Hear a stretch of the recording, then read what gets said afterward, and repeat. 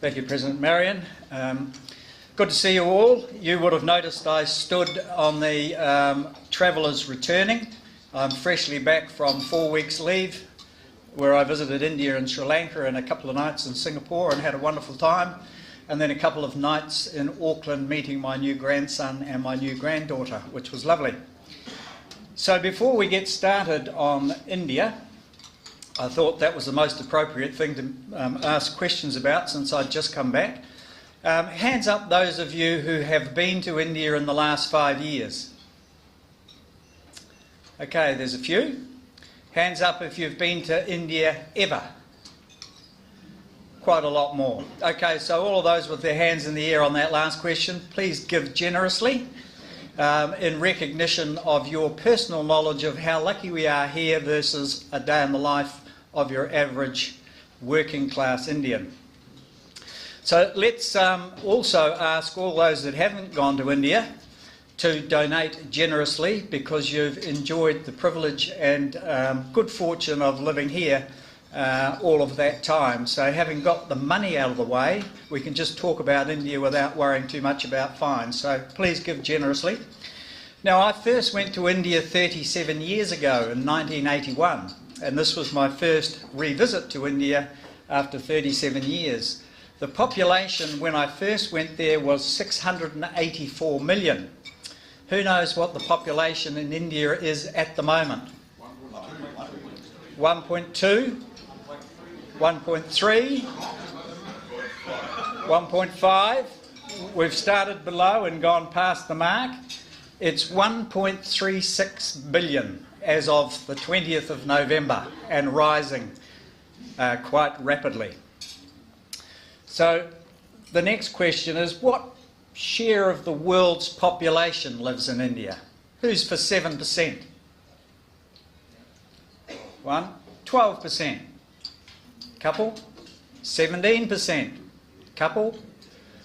19%. Okay, the answer is 17%. And what are the most popular religions in India? Islam, Hindu, Jai, Sikh, Hinduism, Christianity. That's almost covered them. 80% Hindu, 13% Islam, 2% Christian, 2% Sikh, or a bit under 2%. Buddhist at 0.8, and Jain is 0.2, I think, something like that. And it was interesting, our guide was a Tamil, and he was concerned at the rise, the rate of rise of Islam in India. Okay, what's got the bigger population, India or China? China. Everybody happy with China? Yeah. We've got one India. It is China, but who's growing the fastest? And when do you think India will take China as being the most largest population? 2023, 20 years between. At the moment, on current rates of growth, India will overtake China in 2028, early 2028.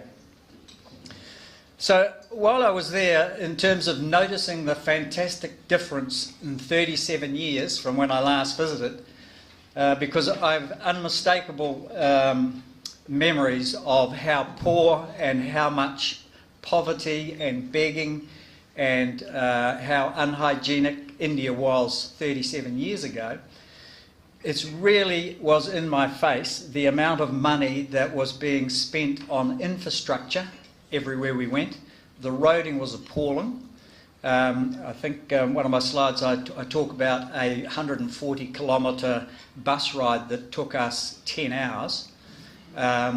If you can picture a highway that could probably be 2 lanes each way, down to essentially 1.5 lanes, but every few hundred yards, major deterioration of the tarmac, major potholes, and just you're braking down to zero and going down the pothole and back up and trying to navigate the buses, trucks tuk-tuks, motorbikes, pedestrians that are all around.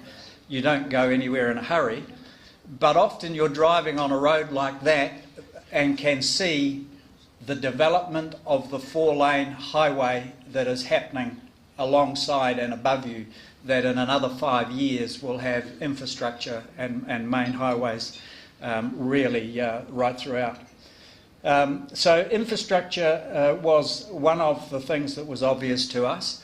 But the other thing was we were always on trains in our previous trip 37 years ago, where you would look out the window in the morning and in all of the paddocks all you could see were people squatting doing their daily constitutions.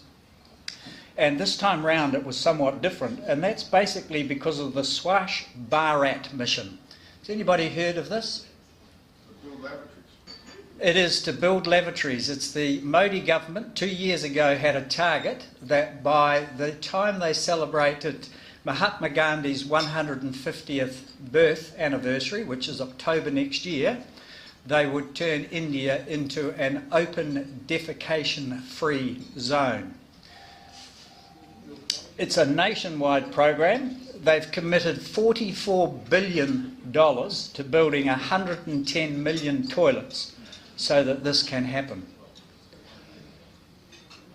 So for those of you that haven't been in India and appreciate living in a clean, sanitary place like us, if there's any more spare change, put it in the tray, because countries like India are spending large amounts of money to get to where we have been for many years. But in terms of a travel comment, for anybody that's contemplated going to India, I would thoroughly recommend it in terms of the sights you see each day, in terms of the colour, the vibrancy and the activity that's going on, and for something just completely different. It is a fascinating place to go. We did a southern India gourmet trip with a bit of an alteration to the gourmet, where we did some cooking lessons and bought food in the markets and all that kind of stuff as part of it. And culturally it was, on every level, it was a wonderful experience. So I can't recommend it enough, and it is hugely more middle class and modern and clean than it was 37 years ago. Fascinating place. That's it. Thanks.